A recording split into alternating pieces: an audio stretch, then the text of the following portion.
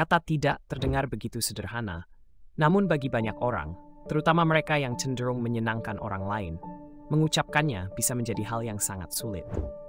Orang-orang seperti ini sering kesulitan menolak karena mereka ingin membuat orang lain senang. Namun, sayangnya, kemampuan untuk mengatakan tidak hanya membantu kita menghindari melakukan hal-hal yang tidak kita inginkan, tetapi juga menentukan apakah kita dapat berkomitmen pada suatu tugas dan mencapai tujuan tertentu atau tidak. Selain itu, kata tidak juga menjadi cara kita menjaga nilai-nilai dan prinsip-prinsip pribadi. Terkandung dalam kata tidak terdapat kekuatan besar, dan untuk memanfaatkan kekuatan ini, penting bagi kita untuk memahami bagaimana kata tersebut bekerja. Lebih dari itu, menggunakan tidak secara teratur dan tepat waktu bisa membuat hidup kita jauh lebih baik.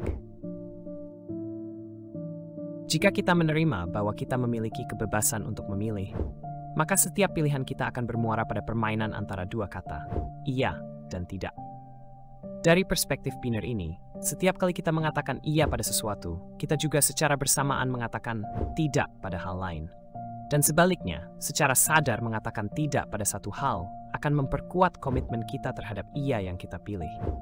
Ini mencerminkan dedikasi kita, seperti ketika kita berkomitmen untuk fokus pada suatu tugas, atau bahkan setia pada sebuah hubungan seumur hidup, seperti dalam pernikahan.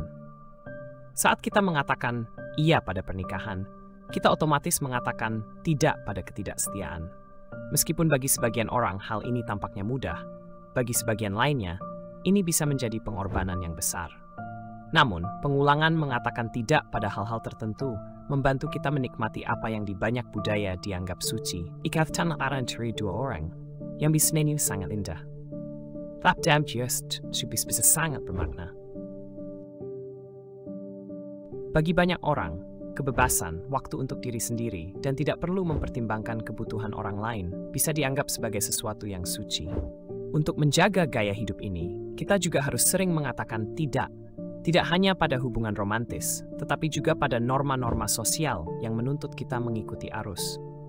Kekuatan tidak adalah pilar yang mendukung apa yang kita anggap berharga. Ketika pilar ini runtuh, apa yang kita anggap suci juga ikut runtuh. Itulah mengapa, jika Adam dan Hawa bisa memanfaatkan kekuatan kata tidak, mungkin mereka bisa membiarkan apel itu tetap di pohon, dan mereka akan terus hidup di surga.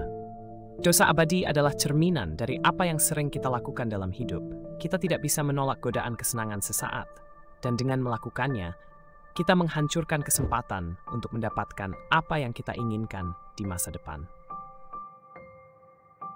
Jika kita tidak berani berkorban untuk hal-hal yang kita inginkan, maka keinginan kita akan menjadi pengorbanan itu sendiri. Mengatakan iya mungkin membuka banyak pintu dan peluang, tetapi mengatakan tidak menetapkan batas yang melindungi pilihan yang sudah kita ambil. Seorang penganut ajaran Buddha mengatakan tidak pada keinginan materi untuk menghentikan penderitaan yang ditimbulkannya. Seorang atlet mengatakan tidak pada gaya hidup yang tidak sehat agar bisa mencapai puncak dalam olahraga. Seorang pengusaha mengatakan tidak pada gangguan agar bisa fokus membangun bisnisnya. Dalam banyak kasus, mengatakan tidak adalah tentang menolak diri sendiri, lebih kuat dari hasrat, menunda kesenangan, atau bahkan melepaskannya sepenuhnya demi mengubah mimpi menjadi kenyataan. Menguasai diri berarti menguasai kekuatan tidak. Tak kalah penting dari mengatakan tidak pada keinginan diri sendiri adalah mengatakan tidak pada keinginan orang lain.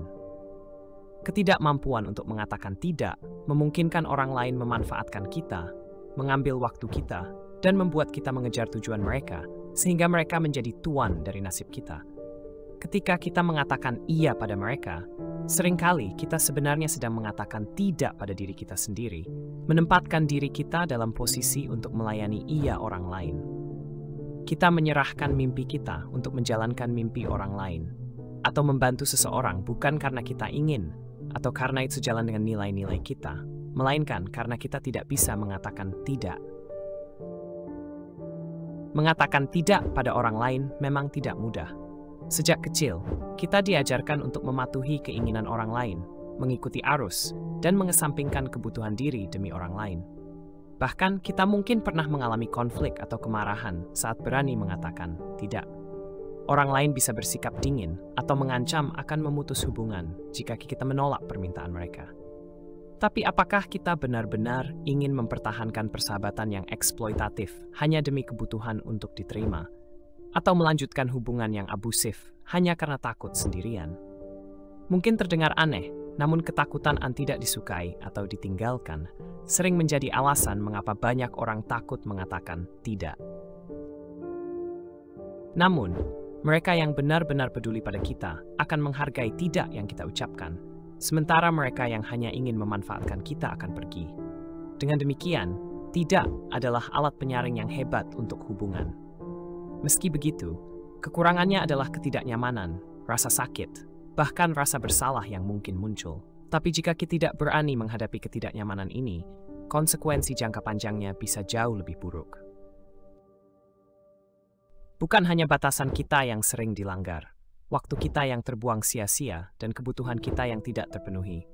Kita juga berisiko menjadi pahit, merasa dendam pada orang-orang yang selama ini ingin kita buat bahagia. Kita mungkin merasa marah pada mereka yang tampaknya mengendalikan hidup kita. Dan ketika kita menyadari bahwa mereka bisa melakukannya karena kita sendiri yang memberi mereka izin, kemarahan itu berbalik kepada diri kita sendiri. Ini juga terjadi ketika kita terus-menerus membuat kesalahan, tidak bisa mengatakan tidak pada pilihan-pilihan hidup yang sebenarnya tidak berarti, hingga akhirnya kita terjebak dalam sebuah eksistensi yang sama sekali tidak kita inginkan. Ini adalah akibat dari terlalu sering mengatakan iya, namun tidak pernah benar-benar memberi satu kali iya pada hal yang sungguh-sungguh kita inginkan. Lalu kita sadar, satu-satunya cara untuk keluar dari lingkaran setan ini adalah dengan merangkul kekuatan dari kata tidak. Hanya dengan kekuatan ini, kita bisa melepaskan diri dari hubungan yang toksik, pergaulan buruk, ideologi yang menyesatkan, kebiasaan buruk, atau pola yang kecanduan. Apapun sekali tuitanol, dalam jalan yang before. Kata tidak adalah sebuah kalimat yang lengkap. Ini berarti kita tidak wajib menjelaskan alasan kita mengatakan tidak kepada siapapun. Meskipun dalam beberapa situasi, memberikan penjelasan bisa membantu. Namun pada akhirnya, kita sendiri yang memutuskan apakah kita sanggup menerima konsekuensi dari penolakan tegas tanpa perlu memberikan penjelasan lebih lanjut. Ketika kita dewasa, kita memiliki hak untuk mengatakan tidak, terlepas dari bagaimana reaksi orang lain. Jenis sah anugerah indah dari tanggung jawab atas tindakan kita sendiri. Di tengah dunia yang penuh dengan kekacauan, satu-satunya hal yang bisa kita kendalikan sepenuhnya adalah tindakan kita. Jadi, mengapa kita membiarkan orang lain mengendalikan hal yang hanya kita yang memiliki kuasa atasnya? Pada akhirnya, ini adalah hidup kita, keputusan kita, dan hanya kita yang berhak menjadi penguasa atasnya. Terima kasih telah menyimak sampai akhir. Jika Anda merasa video ini bermanfaat, jangan lupa untuk like dan share, supaya pesan ini bisa tersebar lebih luas. Jangan lupa juga subscribe untuk tidak ketinggalan konten menarik lainnya. Mari kita bersama-sama menyebarkan cinta dan saling memaafkan dalam kehidupan. Sampai jumpa di video-video berikutnya.